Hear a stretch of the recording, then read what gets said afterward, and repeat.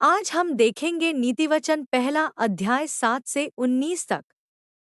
कल हमने 1 से 6 वचन देखे थे। अगर आपने वो वीडियो नहीं देखा है तो जरूर से देखें, उसका लिंक इस वीडियो के डिस्क्रिप्शन बॉक्स में है। तो चलिए शुरुआत करते हैं। 7वां वचन, यहोवा का भय मानना बुद्धि का मूल है। बुद्धि और शिक्षा को मूर्ख लोग ही तुच्छ जानते हैं।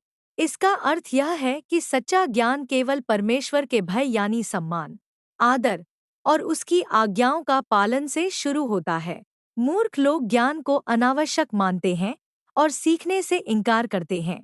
8 और 9 वचन, हे मेरे पुत्र, अपने पिता की शिक्षा पर कान लगा और अपनी माता की शिक्षा को न तज, क्योंकि वे मानो तेरे सिर के लिए शोभायमान मुकुट और तेरे गले के लिए माला होगी।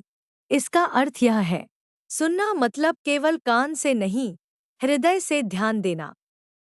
माता पिता का अनुभव, उनका अनुशासन, उनकी सलाह ये व्यर्थ नहीं है। ये हमें गलत राहों से बचाते हैं। न छोड़ना मतलब सीखी गई बातों को जीवन भर पकड़ कर रखना।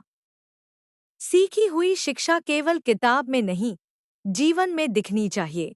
मुकुट और हार का मतलब यह शिक्षा हमें सुंदर बनाती है, हमें सम्मान और सुरक्षा देती है। जैसे मुकुट और हार पहनने वाले को सम्मान मिलता है, वैसे ही जो व्यक्ति अपने चरित्र में माता पिता की शिक्षा पहनता है, वह दूसरों के सामने आदर और इज्जत पाता है। 10 से 14 वचन, हे मेरे पुत्र, यदि पापी लोग तुझे फुसलाए तो उनकी बात न मानना।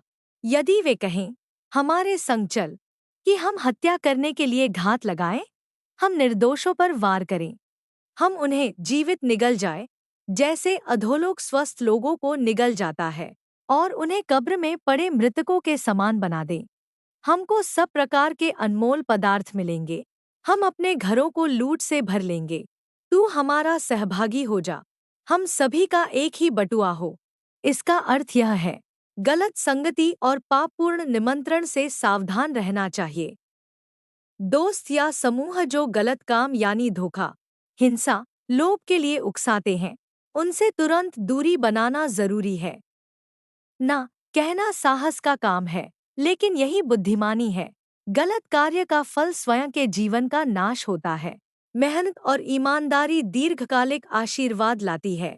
वचन 15 से 19, तो हे मेरे पुत्र, तू उनके संग मार्ग में न चलना, वरन उनकी डगर में पाँव भी न रखना, क्योंकि वे बुराई ही करने को दौड़ते हैं और हत्या करने को फुर्ती करते हैं। क्योंकि पक्षी के देखते हुए जाल फैलाना व्यर्थ होता है, और ये लोग तो अपनी ही हत्या करने के लिए घात लगाते हैं और अपने ही प्राणों की धात की ताक में रहते हैं। सब लालचियों की चाल ऐसी ही होती है, उनका प्राण लालच ही के कारण नाश हो जाता है। इसका अर्थ यह है, बुरी संगति से दूर रहना अनिवार्य है।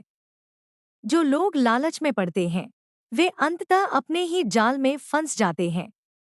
गलत कार्य का फल स्वयं के जीवन का नाश होता है।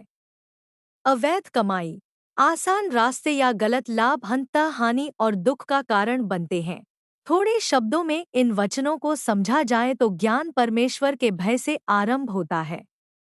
माता पिता की शिक्षा जीवन का मुकुट और हार है।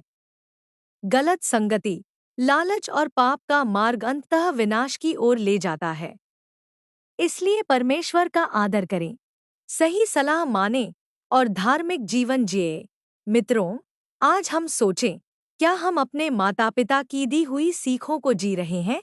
क्या वे हमारे जीवन का मुकुट और हार बन गई हैं? आइए परमेश्वर से प्रार्थना करें। हे परमेश्वर, तू ही ज्ञान का स्रोत है। मुझे तेरे भय में चलना सिखा, ताकि मैं मूर्खता से दूर रहूं।